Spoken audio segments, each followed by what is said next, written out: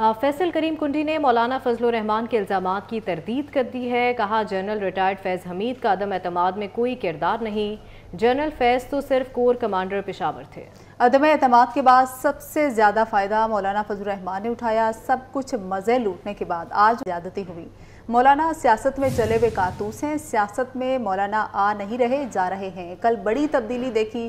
JUI और PTI का मिलाप हुआ। अब उनके नज़रियात दफन हो गए हैं। में सबसे ज़्यादा सीटें जीती हैं।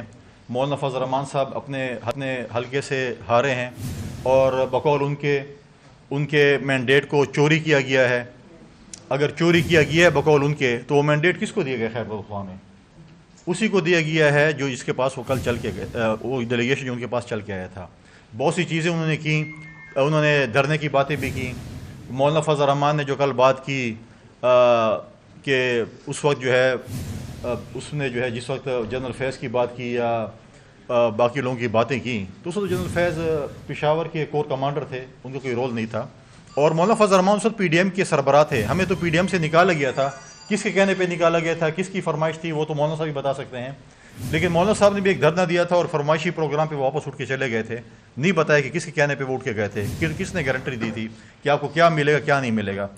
उसके साथ जो है PDM की जब हुकूमत आई तो उस वक्त ये चाहते, PDM के सरबराह थे, न करते अदम एतमाद, क्या देते हम नहीं करते। लेकिन उस अदम एतमाद का सबसे बड़ा फ़ायदा मौलाना फजल रहमान साहब को मिला। 4 वजारतें, कम्युनिकेशन, हाउसिंग, उसके बाद आप आ जाएँ अपना रिलीजियस अफेयर, उसके बाद सेफ्रॉन, डिप्टी स्पीकरशिप। और जो उस मिनिस्ट्रियों में जब मौलाना फजल रहमान ने जो डेर इस्माइल खान से सियासी सफ़र शुरू किया इस्लामाबाद तक और फिर तुर्की और बैंकॉक तक पहुँचे, तो वो जो है मरूनिमिन थी PDM की हुकूमत में आने के बाद। जब उनको वजारतें मिली, फिर उनको गवर्नर खैबर पख्तूनख्वा मिला, निगरान हुकूमत में उनको वजारतें मिली, सब कुछ मज़े लूटने के बाद आज उनको ख्याल आया कि उनके साथ बहुत बड़ी ज़्यादती हुई है। अब मौलाना साहब जो है इस वक्त पॉलिटिकली जो है उनके पास इस वक्त 4 सीटें हैं और वो चले हुए कारतूस बन चुके हैं। सियासत में वो अब जो है वो मौलाना आ नहीं रहा, मौलाना जा रहा है। सियासत में जो है वो मौलाना साहब जा रहे हैं, सियासत में आ नहीं रहे हैं। उनके भाई कह रहे थे कि हम तो CM हैं, मौलाना साहब सदर है, हमारी बात हो चुकी है, हमारे लिए जो है कैंपेन और लोग भी कर रहे हैं। और वहाँ पर कुछ सिविलियन और इदारे थे जो उनके लिए कैंपेन भी कर रहे थे। लोगों को बार बार जो है PTI के कैंडिडेट जो इस वक्त CM के कैंडिडेट हैं, उनके खुद बयानात हैं कि हमारे पार्टी के लोगों के हाथ मरोड़ के मौलाना के पास शामिल किया जा रहा है।